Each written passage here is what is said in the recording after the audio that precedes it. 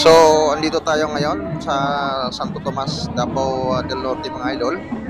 So, kung makita nyo, mayroong parada dahil ngayong araw, August 14, 2025 ay yung kanilang culmination program ng kanilang 66 araw ng Santo Tomas. Yan, kung pamilyar kayo sa lugar mga idol, pwede kayong comment. At siyempre yung mga kababayan nating OFW taga Santo Tomas, kung mapanood yung video na to, kung saan may sulok ng mundo mga idol, pwede kayong mag-comment. Siyempre, huwag nyo kalimutan na mag-subscribe sa ating YouTube channel dahil nagpo-content tayo ng mga ganitong event, mga pinupuntahan natin is yung mga festival. So, andito rin yung munting tindahan natin mga idol, no? Nakaraang buwan ay nandun tayo, nanggaling tayo sa Surigao del Sur, yun sa Caguait, Surigao del Sur. So, ngayong buwan naman ay nandito na rin tayo sa Davao del Norte. Yan. So, ito, mayroong mga iba't ibang departamento o mga taga-barangay kasali dito sa kanilang parada. So ngayong hapon ay meron din silang mga activities kagaya ng live band at siyempre mayroon silang guest from Cebu, yung Kaluma Ukaraga. Yan, Ukaraga band. So hindi na natin pwedeng kunan yun mga idol, no? Dito lang muna tayo sa parada kasi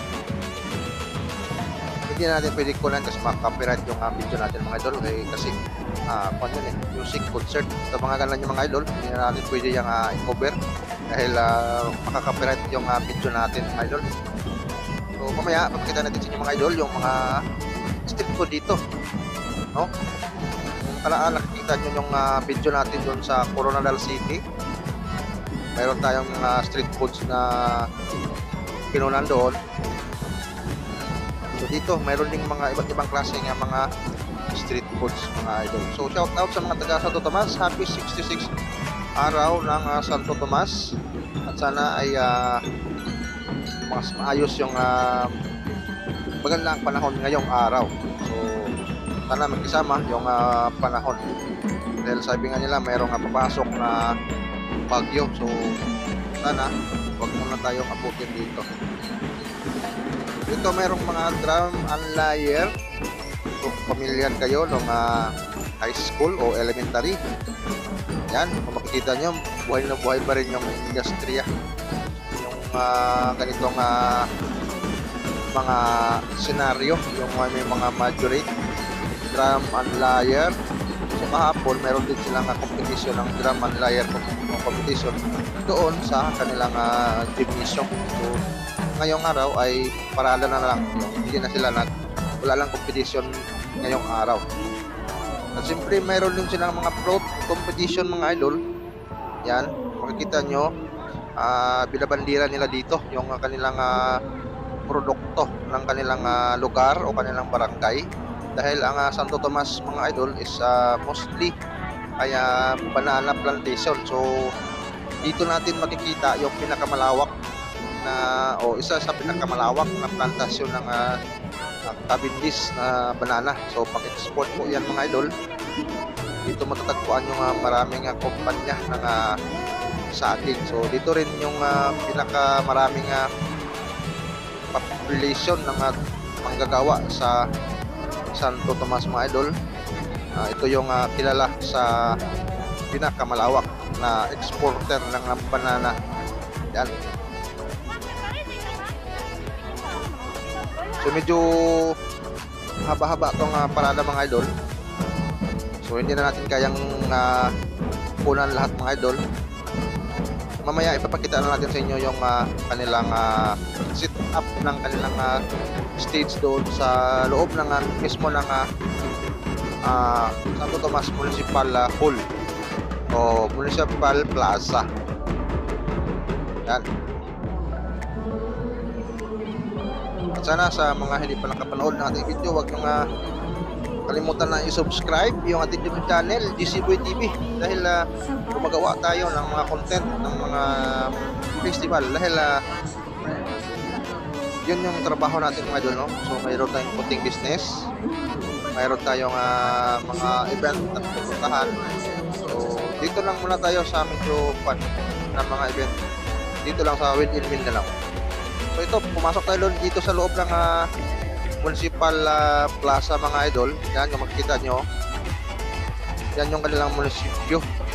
At siyempre nandyan sa kilid ng munisipyo yung stage. So dyan mamaya magpe-perform yung kanilang guest from Cebu na Okaraga. So kung pamilyar kayo sa kanyang mga kanta, so Bisaya po yung Okaraga mga idol.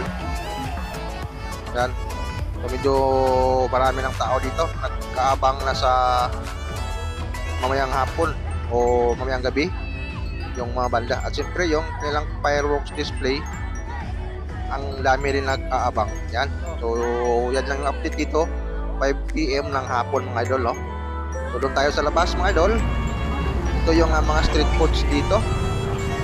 Familiar kayo sa potato twister, meron tayong video niyan mga idol, paano gawin yung potato twister. So ito yung pinakapatok dito na negosyo, napakadaling gawin. So mayroon lang kabili na kayong patatas. Yan. So yung ginagawa ni Kuya, binababad mo na dyan sa tubig para alis yung dagta ng